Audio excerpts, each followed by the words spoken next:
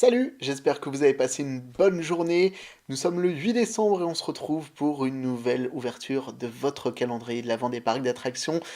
Alors, où nous emmène cette case numéro 8? Petit indice, c'est en France. C'est parti, on ouvre.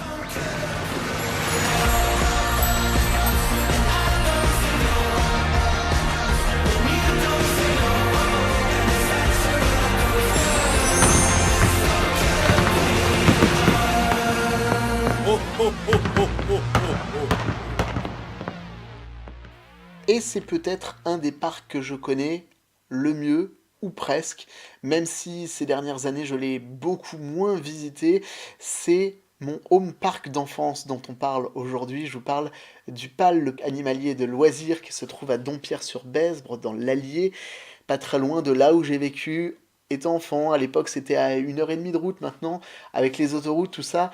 Mes parents habitent à moins d'1 heure, donc c'est vrai que quand je retourne dans une période un peu creuse du côté de chez mes parents, je fais un petit détour du côté du PAL, ce qui a été le cas cette année, d'autant plus que le parc a ouvert une très belle attraction. Il s'agit d'un Family Lunch Coaster de chez Intamin, Yukon Quad, qui a ouvert au printemps et qui est vraiment un superbe ajout pour le parc avec une intégration dans une zone canadienne qui a été fabriquée pour l'occasion et qui apporte une vraie plus-value. C'est la première fois qu'une attraction prend le pas justement sur ce côté plus animalier du parc.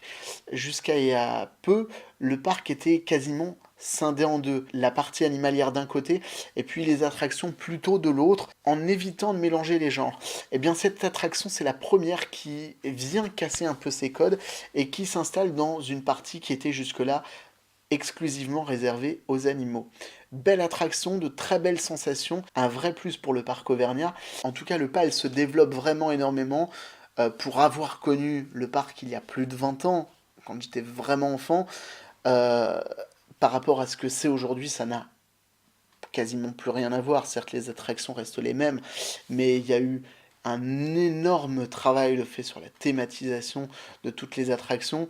J'ai été à une époque, peut-être 4 ou 5 ans sans y aller, et quand j'ai redécouvert le parc, à une époque où justement je commençais à m'intéresser au parc d'attractions de plus en plus, j'ai fait un waouh, il y a eu vraiment un superbe développement de fait là-bas, avec toujours le goût de bien faire les choses et cet équilibre aussi dans le développement, investir à la fois dans la partie animalière et dans la partie attraction, un peu par alternance, c'est vraiment une chouette idée et il faut que le parc continue dans cette voie-là.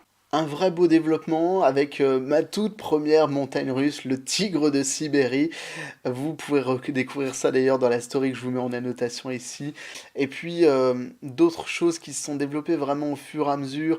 Il y a un cinéma 3D, alors le simulateur qui est un peu daté et dont la simulation laisse un peu à désirer, parfois un peu random, mais ça reste quand même une belle attraction. Il y a eu beaucoup de développement, il y a eu des investissements pas mal chez Mac avec un Splash Battle sur le thème des alligators et également un Spinning Mac, le modèle de base, celui qui a été dupliqué du côté de Toverland également pour Dwarvelwind. Il y a vraiment de beaux investissements qui sont faits dans ce parc depuis quelques années, vraiment au fur et à mesure depuis que je connais, et c'est vraiment quelque chose de vraiment sympa. Mon attraction emblématique, oui, elle est kitsch, elle est vieillotte, mais c'est pas grave, je l'aime quand même, et je l'aime depuis que je suis vraiment gamin. Il s'agit du train des aventuriers. Il part de cette station Victoria Station qui est vraiment sur l'espace central du parc et qui vous emmène faire un petit chemin qui passera au milieu des animaux, des attractions, également en bord de l'eau et surtout au milieu de cette avalanche, alors qui certes maintenant en 2018 fait un petit peu kitsch, mais c'est ça aussi qui fait le charme de cette attraction. L'avalanche qui est un système qui vous donne l'impression de tourner. C'est un peu les prémices de la Madhouse, mais sur un train.